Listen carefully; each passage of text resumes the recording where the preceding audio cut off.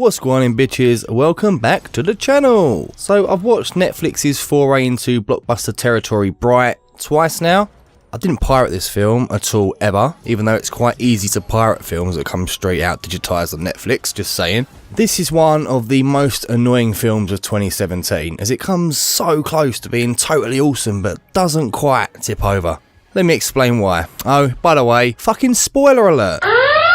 Surprise, motherfucker! So, Will Smith reprises his role as the cop from Bad Boys. Again, he can only really do like one role apparently. There's literally no difference, he just gets his ass beat more. Joel Edgerton is a surprisingly convincing Hulk. He wants to be friends with Will and wants to be accepted, but all humans are now racist against Hulks, so it's an uphill battle for him. My character is an African-American police officer who's racist. Noomi Rapace of Prometheus fame plays the evil elf princess Layla, who is trying to resurrect the Dark Lord or something. You know, she has a really evil plan to end the world, and herself and her crew are 100% bad news throughout. Lucy Fryer plays another elven princess of sorts called Tika that steals Layla's wand and then bounces around with Will and Joel for the entirety of the movie. She's known as a Bright, as she can control magic and handle a wand without blowing up. Edgar Ramirez plays the suave Candemir. He's a Fed. Him and a couple of others are basically the FBI of magic and are hunting Layla throughout the movie. There are a few others, but none really worthy of note, just lots of gangsters and lots of people that get killed and fucked up. So what's the plot then? Well, Will and Joel are doing their best to get along. Joel is effectively the police department's diversity hire.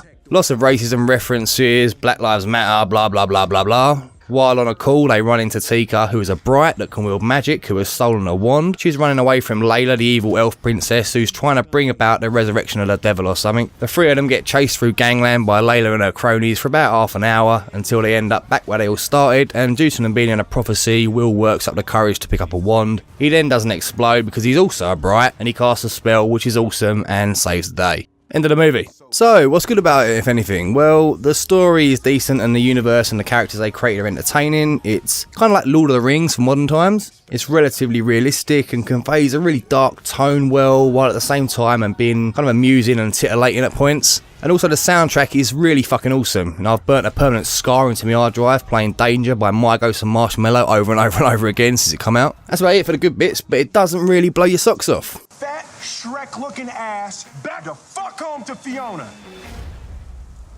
Alright? You know, it's certainly worth a watch. You know, it's a cool film. Now, even though this got bad reviews from the critics and cost over $90 million to make, it's already got a sequel planned. Now, there are a few simple reasons this film didn't tip over the edge into awesomeness, certainly for me, and if they can just correct a few things for the sequel, they're really onto a winner, definitely. Firstly, all the references to racism and Black Lives Matter and all that other shit, they're just fucking stupid, you know? We get enough of that from the news every single day and we want to escape from it when we watch our entertainment, not have more of it forced down our throat. With some of these references being in the trailer, I guarantee some people stayed away because of it. I know I nearly did. And the references themselves actually work, they're not that bad at face value, but it's a simple fact that politics is so fucking cancerous and sour at the moment. If people even get a whiff of it, they just shut off straight away. Now, throughout the film, the characters make reference to an ancient battle between good and evil that the orcs were on the wrong side of. This is why the humans are racist towards them. The circumstances of this battle also create a prophecy that sort of ties all the current shenanigans together. They desperately needed to do a little bit of filming in the past during this battle to give the audience a sense of the scale of the universe they're trying to sell. Without it, the orcs and the other monsters look a little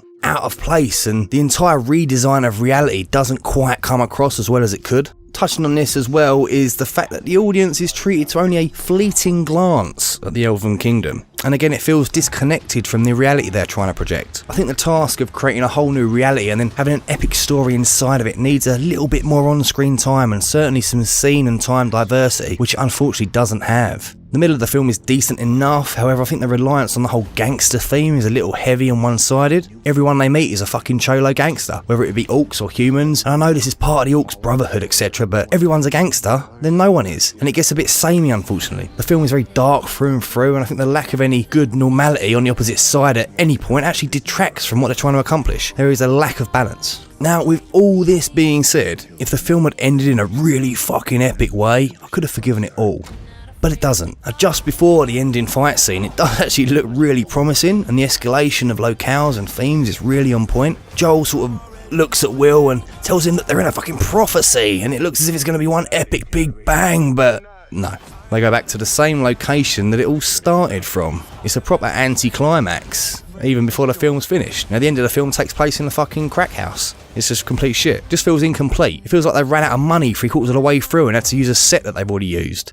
The ending fight scene is in no way epic, it's a bit lame actually. It's kind of like something I'd see in a TV series finale, not really a movie that cost like $100 million to make. Do you know what they should have done? They should have finished the film in an elven city, with the final fight scene involving a lot more characters, also involving the feds, in say a skyscraper. And then when Will finally finds out he's a bright and casts that first spell, because he's so inexperienced, maybe he takes out the skyscraper's foundations or something and collapses the building. That'd be fucking awesome. And how epic would that be? You must remember they keep saying that in this universe magic wands are like nuclear bombs, but you never really see anything on a scale to suggest or show that. I don't know, it's just really disappointing that it didn't finish strong. It should have, it could have, and I hope they understand that they need to in the sequels. The universe has been created, we have decent characters, and now we need an epic storyline to go along with it. You can do it, Netflix, don't let me down. I'm going to give Bright the bro rating of 6.97 out of 10. So close, but so far. That's all from me, bitches. Make sure you like, comment and subscribe down below. And do me a favour and share this on your social media so other people can see it. Thanks a lot. Peace out.